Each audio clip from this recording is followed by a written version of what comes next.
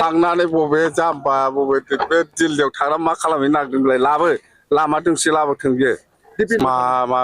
बिटिसिआव मा मावगोन जुदि हाजो बानायनांगौआ बिटिसिआव जुदि दालां बानायनांगौआ बिटिसिआव जुदि लामा बानायनांगौआ बिटिसिआव माबा मोनसे हस्पिटाल बानायनांगौआ बिटिसिआनो बानायगोन बे राज्यसभा एमपि बेसेबां खामानि दं रम'द बर'आ बुंनायावथ' एक्सपार्ट लाबोबानो जाबायना जोंथ' दा बिटिसिआव थानानै दिल्लीजोंबो रायलायना फैसा लाबोदों दिसपुरजोंबो रायलायना फैसा लाबोदों बे थांनानै बबे जाम्बा बबे बे दिल्लीयाव थांना मा खालामहैनो नागिरदोंलाय लाबो लामा दोंसे लाबोथों बियो दिपिनाबो जे माने बिसायख'थि गेलेनो ओंखारनो नागिरदों गेलेबानो जाबाय जोंहालाय मा जोंहालाय बिपिएफसो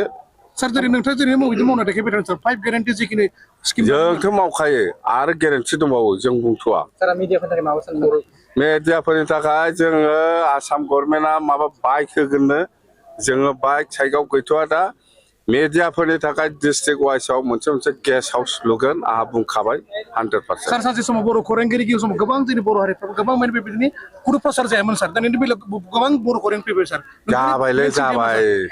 बे खौराङा बबेनिफ्राय जादों दा होमबा बे 2003 सननि 10 फेब्रुवारियाव मा सुक्ति जाया बर' भाषा 90 सिडुलाव हाबजाबाय बिनिफ्रायसो जादों दा सार लासिंनि गासिबो जालांजोबबाय सार दिनै नोंथाङा किं मेकार बयबो बुङो मिथिगौ बाट नोंथां बुंबाय थायो जे अपोजिसन पार्टी एसटि बेफारि बुंबाय थायो मानो बिदि बुङो सार गोबां जोंनि अपोजिसन पार्टी नोंथां बेबायदि डायलग होबाय थायो सार अपोजिसन पार्टी पिपलफ्रा सार जाम्बालाय बुंथों